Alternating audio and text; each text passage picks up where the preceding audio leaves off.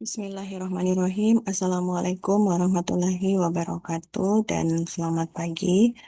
Alhamdulillahirabbil alamin wassalatu wassalamu ala asyrafil anbiya'i wal mursalin sayyidina Muhammadin wa ala alihi washabihi ajmain amma ba'd.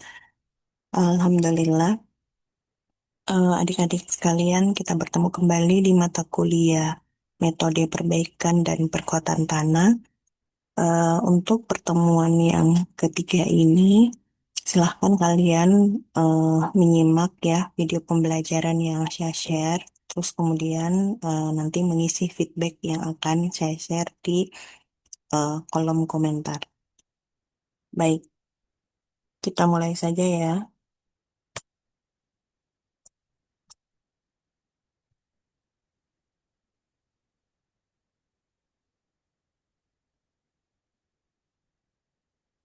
Oke, nah pada pertemuan minggu lalu kita sampai pada pembahasan perbaikan tanah dengan metode kimiawi. Nah, perbaikan tanah dengan metode kimiawi ini adalah pencampuran tanah dengan beberapa bahan-bahan kimia yang nantinya kita harapkan bisa meningkatkan daya dukung dari tanah tersebut. Ya, bisa memperbaiki sifat-sifat fisik dan mekanik dari tanah tersebut. Dalam hal ini tanah yang bermasalah ya tentu saja. Nah, apa yang akan kita pelajari? Yang pertama itu untuk perbaikan tanah dengan metode kimiawi. Yang pertama, pada minggu ini kita akan bahas tentang perbaikan tanah lempung dengan kapur. Nah, metode ini sebenarnya adalah metode yang telah lama diterapkan dan juga setelah lama diteliti ya oleh para ilmuwan dengan pengembangan-pengembangan misalnya dengan pencampuran kapur dan bahan substitusi yang lainnya. Kita akan mempelajari prinsip teknisnya, terus kemudian karakteristik bahan stabilizernya, kriteria tanahnya seperti apa, kemudian mekanisme reaksi yang terjadi, dan juga perubahan properties setelah tanah tersebut tercampur dengan kapur. Nah, yang pertama itu adalah prinsip teknis. Ya, jadi kita ketahui bahwa kapur itu merupakan bahan stabilizer yang secara kimiawi itu bersifat basah, ya. Jadi dia bersifat basah. Nah, bagaimana prinsip teknis sebenarnya? Jadi perbaikan tanah dengan bahan kapur itu akan mempermudah pekerjaan pemadatan tanah ya karena tentu saja kapur itu akan mengurangi kelekatan ya atau kelunakan tanah serta membuat struktur partikel-partikel tanah lempung menjadi rapuh atau pregel. Nah, sehingga mudah untuk dipadatkan. Nah, sistemnya adalah dengan pencampuran dan pemadatan. Namun demikian konsekuensi negatifnya dari perbaikan tanah dengan kapur ini adalah menurunkan nilai kepadatan maksimum dari tanah. Oleh karena itu, untuk perkembangan selanjutnya, maka perbaikan atau pencampuran tanah dengan kapur ini dikombinasi dengan bahan substitusi lainnya. Nah, coba kita lihat untuk karakteristik bahan stabilisernya. Jadi bahan stabilizer kapur ini berdasarkan persyaratan SNI 0341471996, maka kapur yang direkomendasikan untuk digunakan sebagai bahan perbaikan tanah adalah kapur padam dan kapur tohor. Ya, jadi ada beberapa jenis kapur. Yang pertama itu adalah kapur tohor atau nama kimianya itu CaO. Nah, kapur tohor ini merupakan hasil pembakaran batu kapur dengan suhu kurang lebih 90 derajat Celcius dengan komposisi sebagian besar berupa kalsium karbonat atau CaCO3. Terus ada juga kapur padam. Jadi kapur padam itu sama tadi ya dari hasil hasil apa namanya? Pembakaran kapur tohor tadi yang merupakan hasil pembakaran, kemudian dilakukan pemadaman dengan air sehingga membentuk senyawa kalsium hidrat atau CaOH2. Nah, yang selanjutnya itu ada kapur tipe 1. Ada kapur tipe 1, kapur tipe 2. Jadi di mana kedua kapur ini nanti menghasilkan suatu senyawa yang sama yaitu magnesium oksida atau MgO. Nah, bagaimana kriteria tanah yang kemudian eh, bisa kita campur atau kita perbaiki dengan kapur ini? Nah, kebanyakan ya yang sudah dilakukan perbaikan dengan kapur ini adalah dengan tanah lempung. Termasuk juga judul skripsi saya dulu waktu S1 itu perbaikan tanah lempung dengan kapur yang saya fokus pada permeabilitasnya. Ya, jadi itu sekitar 20-an tahun yang lalu ya, saya teliti sama apa dosen saya itu tentang uji permeabilitas eh, tanah lempung yang distabilisasi dengan kapur. Kapur itu kemudian kita berikan variasi prosentasinya, terus kemudian kita teliti bagaimana laju apa namanya air ya, bagaimana kemampuan dari tanah asli sebelumnya, terus kemudian tanah setelah dicampur dengan kapur untuk dilewati oleh air. Nah, jadi kriteria tanah itu pada umumnya adalah tanah lempung ya yang bisa kita gunakan untuk pencampuran dengan kapur. Nah, yang pertama itu jenis tanah lempung yang bersifat asam atau pH-nya 7. Kemudian tanah lempung dengan plastisitas tinggi, tanah lempung dengan swelling potensial yang tinggi, tanah lempung dengan kompresibilitas yang tinggi, maaf, tanah lempung dengan permeabilitas tinggi. Ya, jadi semua kriteria-kriteria tanah lempung ini yang kiranya nanti kurang baik ya untuk digunakan dalam konstruksi. Nah, kemudian nanti diharapkan dengan pencampuran CaCO3 tadi atau dengan kapur tadi bisa memperbaiki sifat-sifat fisik maupun mekaniknya. Nah, adapun mekanisme reaksinya, jadi pada perbaikan tanah dengan menggunakan bahan stabilizer kapur, itu akan terjadi nanti reaksi sementasi ya atau cementation reaction. Nah, jadi reaksinya itu berupa ion change reaction atau reaksi pertukaran ion dan juga eh, di mana nanti reaksi sementasi itu adalah reaksi antara Ca2+ dengan anion-anion di dalam mineral tanah lempung. Jadi tanah lempung itu kan terdiri dari mineral-mineral ya. Jadi tanah lempung bisa nanti kalian baca lebih dalam. Tanah lempung itu dibedakan menjadi beberapa jenis berdasarkan kandungan mineral terbanyaknya. Jadi ada tanah lempung jenis montmorillonite, apa namanya, kaulinit, ben bentonite ya atau benzoate. Nanti coba kalian buka ya. Jadi ada kalau tidak salah ada 4 jenis tanah lempung berdasarkan mineralnya. Nah, setiap mineral itu eh, nanti anion-anionnya itu akan bereaksi dengan kation dari Ca2+. Reaksi kimia ini ya kita pelajari di kimia dasar anion kation. Nah, terus kemudian selanjutnya ini kita akan disajikan ya beberapa hasil penelitian yang telah dilakukan sebelumnya. Sayangnya untuk penelitian S1 saya itu dulu kita belum apa?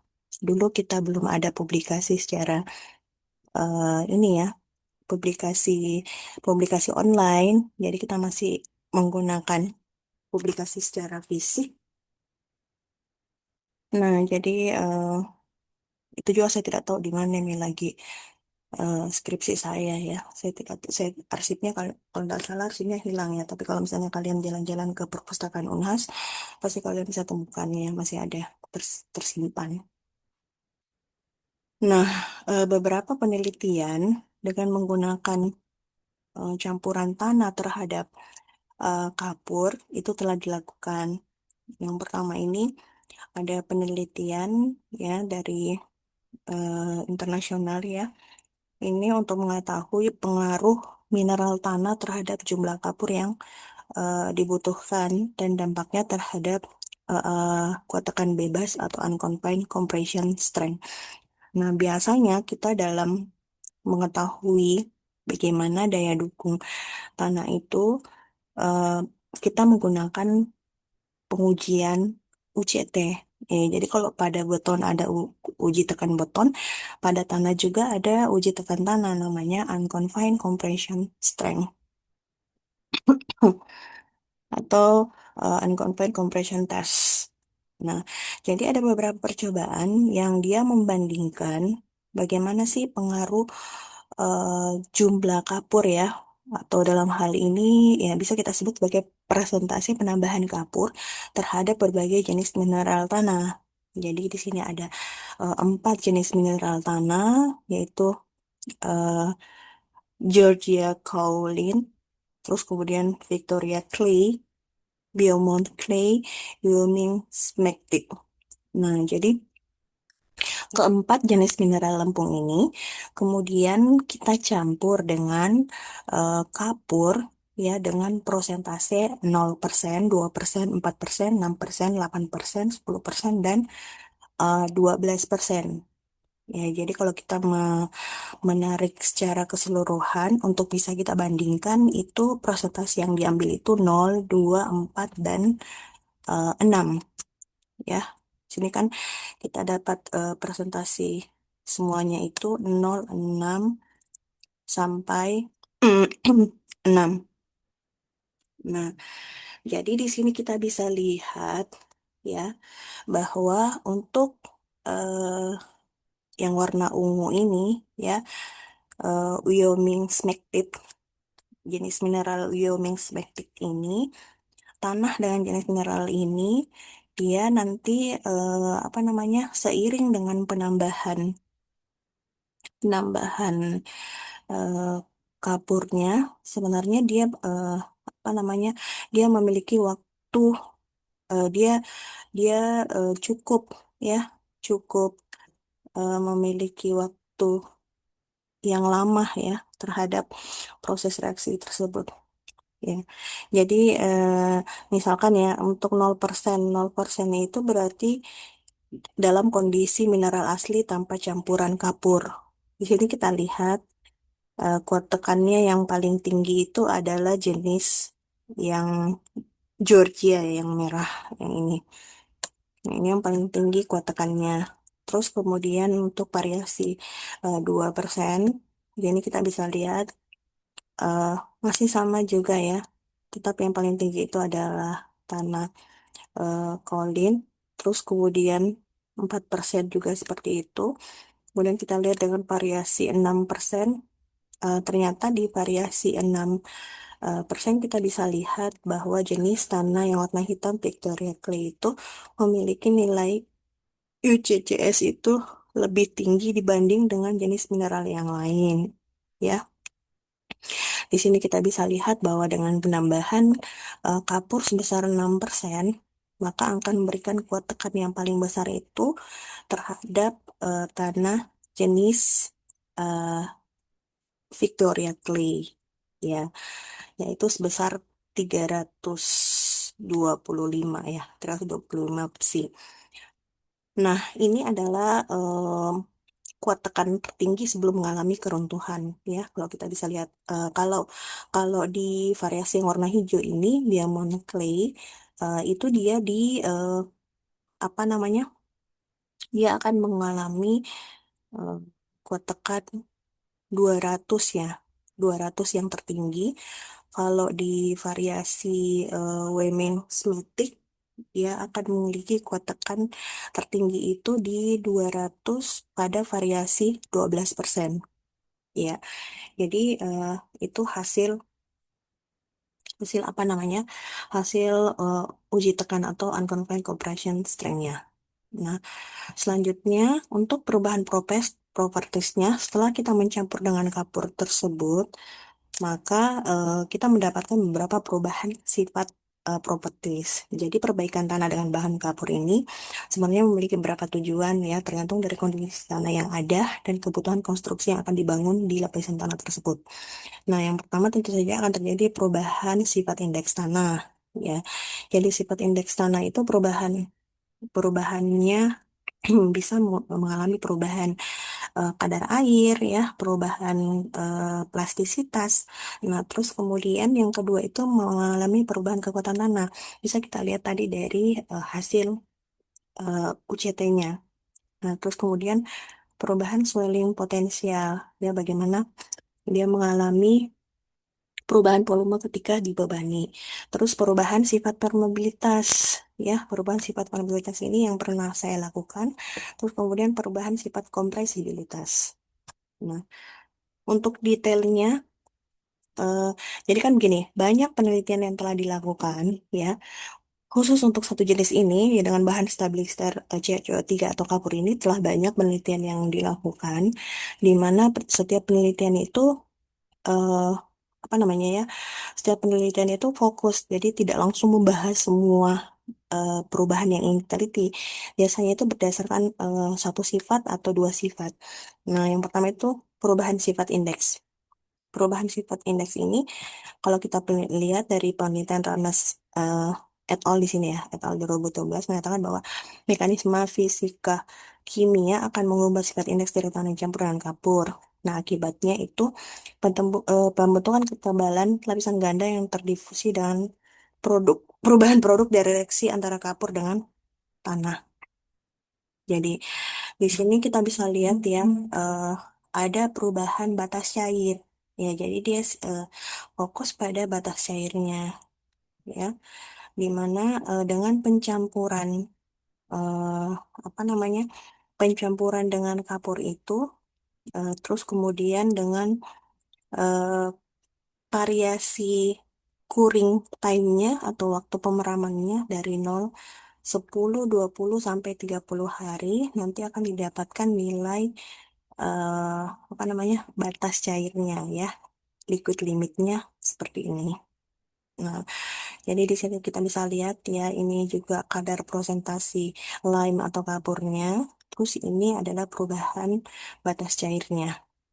Nah, terus kemudian eh, dari penelitian dilakukan oleh Mohamed dan Wanatowski bahwa penambahan kapur pada tanah kaolin, ya, kaolin ini salah satu jenis mineral lempung yang saya sebut tadi, ya, kaulinite atau disebut dengan kaolin, dapat meningkatkan batas cair hingga 20,6% dan batas plastis meningkat sampai 23,6% sehingga dapat menurunkan indeks plastisitas sebesar 3%. Jadi dia fokus pada eh, untuk mengetahui konsistensi tanah atau plastisitasnya. Nah, ini disajikan dalam apa namanya, grafik ini.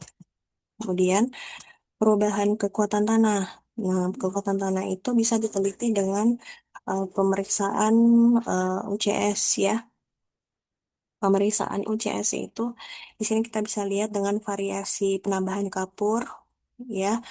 0% itu berarti tidak ada tambahan kapur, masih dalam kondisi tanah asli tanpa penambahan. Terus kemudian 5%.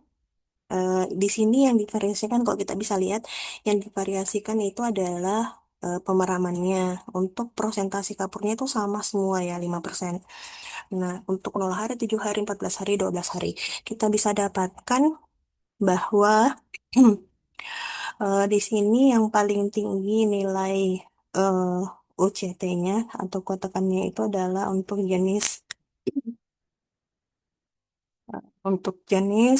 eh, ini berapa hari ini yang warna ini. Maaf, ya, ini kurang jelas sananya. Kurang jelas di gambarnya. Nanti kalian bisa buka di buku yang saya share. Jadi eh, itu kita bisa lihat, ya, kita bandingkan yang mana yang paling tinggi ininya, nilai UCT-nya. Nah, terus kemudian selanjutnya itu perubahan swelling potensial. Nah, di sini untuk menggunakan swelling potensial ini juga diberikan grafiknya. Jadi di sini eh, dikatakan bahwa menurut penelitian Altaye et al. 2016 bahwa stabilisasi kapur itu efektif untuk mengurangi potensi swelling, ya, pada jenis tanah ekspansif. Nah, dari penelitian ini diketahui bahwa siklus eh, pembengkakan Kedua, terjadi deformasi maksimum. Jadi dapat diketahui penelitian ini adalah bagaimana siklus kembang kempisnya ya, terus deformasi maksimum yang terjadi. Nah, dan eh, juga diketahui apa namanya, bagaimana kondisi equilibriumnya atau kondisi seimbangnya. Selain itu, mereka juga menyimpulkan bahwa perbaikan tanah dengan kadar 2%, deformasi vertikal yang terjadi hanya sebesar sepertiganya. Ya, jadi pada kadar kapur kapur 2% itu deformasi yang terjadi itu hanya sepertiganya, misalnya seperti ini ya, sepertiganya. Dan pada perbaikan tanah dengan kadar kapur 3%, deformasi vertikal yang terjadi hanya seperenamnya. Jadi, kalau bisa kita simpulkan bahwa semakin eh, apa namanya, semakin tinggi prosentasinya, ya, eh, bukan semakin tinggi ya, karena pada pencampuran itu tidak selamanya kalau misalnya dia 10%, maka deformasi yang terjadi juga itu semakin kecil. Ada juga biasa yang langsung getas ya, langsung hancur. Jadi didapatkan deformasi yang paling optimal itu pada campuran 3% lime atau kapur. Itu grafiknya ya. Terus kemudian perubahan sifat kompresibilitas. Jadi di sini dikatakan bahwa sifatnya itu akan menurun, kompresibilitas ini akan menurun dan memberikan dampak pengurangan konsolidasi dan settlement. Coba kita lihat, ya tidak ada grafiknya. Terus kemudian yang terakhir itu perubahan sifat permeabilitas. Jadi untuk permeabilitasnya itu meningkat secara signifikan pada kapur eh, dengan persentase 4% dan juga 8%. Nah, kemudian divariasikan dengan waktu curing time-nya itu, dia akan mengalami peningkatan nilai probabilitas pada usia 14 hari. Kemudian selanjutnya akan mengalami sedikit penurunan sampai kemudian terjadi pada kondisi kesetimbangan. Ya, ini grafiknya. Oke. Nah, nanti kalian boleh silahkan buka buku referensi yang saya berikan. Di situ gambarnya lebih jelas ya. Nah, jadi bisa kita tarik kesimpulan bahwa telah banyak penelitian yang dilakukan untuk apa namanya, stabilisasi tanah dengan CaCl3 atau dengan kapur ini. Nah, tentu saja di penelitian-penelitian ini namanya suatu riset atau penelitian ya, eh, itu akan terus berkembang. Nah, apakah kapur ini tetap worth it kita digunakan dengan kondisi sekarang? Nah, sekarang itu kan banyak pengembangan ya. Jadi kalau kapur itu boleh saja diganti atau dicampur dengan bahan stabilizer yang lain untuk menutupi kekurangan-kekurangan yang didapat dari penelitian tersebut. Jadi misalnya kayak tadi ternyata nilai batas cairnya misalnya meningkat ya, tapi batas cair meningkat itu kita apa namanya, nilai nilai permitasnya juga, nilai permeabilitasnya misalnya tidak sesuai yang kita harapkan. Nah, kita mencari bahan stabilizer lain yang kira-kira bisa untuk mengcover itu ya. Jadi demikian untuk pembahasan tentang stabilisasi kimiawi untuk bahan stabilizer CaCO3. Nanti saya akan sematkan pertanyaan di kolom komentar, silahkan kalian jawab. Terima kasih. Assalamualaikum warahmatullahi wabarakatuh.